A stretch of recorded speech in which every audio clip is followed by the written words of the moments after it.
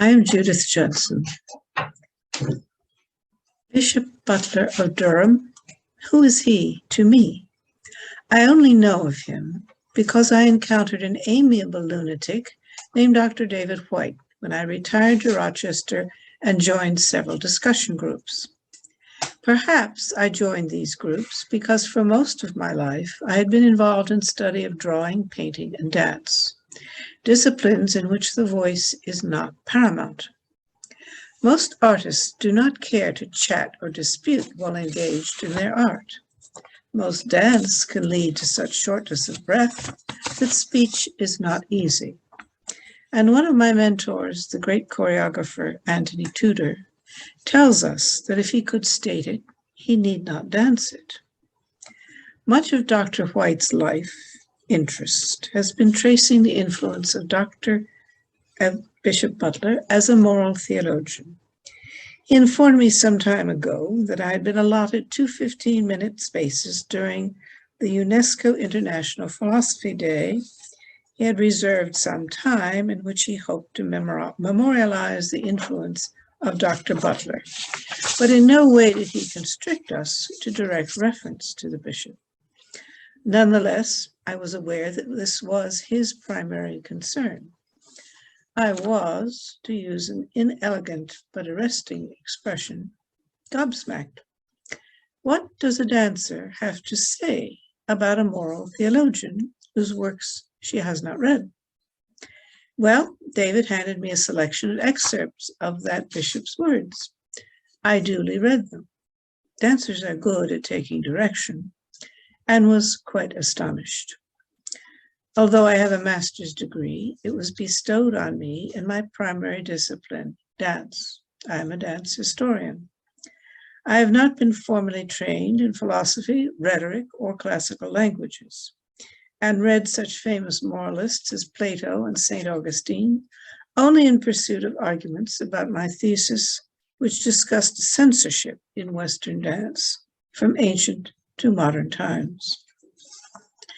However, my mother's library contained many books on Oriental philosophy and religion, as well as a King James Bible, the Episcopal Book of Common Prayer, an Everyman's Library Koran, much mythology, and many other volumes of what is sometimes called wisdom literature, as well as several books on the beliefs and works of Dr. Carl Jung. That is what I grew up with. I have long been drawn to the form of Buddhist practice known as Zen.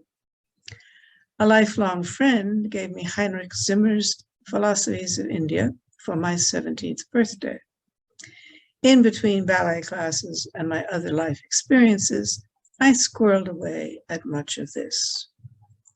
So when I read Dr. White's selection of Bishop Butler's aphorisms, thoughts, whatever you choose to call them, I was immediately drawn to these workings of the mind of an English 18th century cleric. I was especially impressed by the clarity of Butler's thought. From reading his words in sermons, letters, and in his analogy of religion, I discovered that he is concerned with the community of humankind, saying that mankind is a community, that we all stand in a relation to each other, that there is a public end and interest of society which each particular is obligated to promote, is the sum of morals. To that end, he states, as I design to search after truth as the business of my life, I shall not be ashamed to learn from any person. Socrates told us as much, and this clear-minded English cleric follows in that great tradition. But he warns us, language is by its very nature inadequate, ambiguous, liable to infinite abuse, even from negligence, and so liable to it from design, that every man can deceive and betray by it. Further, why might not whole communities and public bodies be seized with fits of insanity, as well as individuals? Nothing but this principle, that they are liable to insanity equally, at least with private persons, can account for the major part of those transactions of which we read in history. This woeful argument is certainly applicable, alas, to our own vexed time.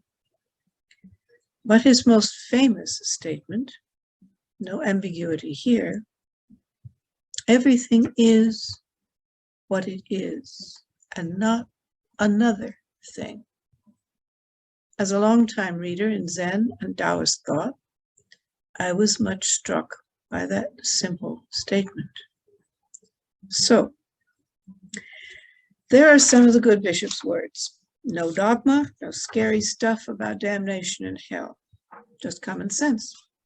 A sincere effort to help people achieve an awareness of commonality, of truth, of ways towards Dr. Butler's belief that mankind is a community, that we all stand in relation to each other, and that there is a public end and interest in society which each particular is obliged to promote. But Bishop Butler warned that language is, by its very nature, inadequate, ambiguous, and recall what was said by my great mentor, Anthony Tudor. If he could state it, he need not dance it. I will dance for you my feelings about Bishop Butler's illuminating words.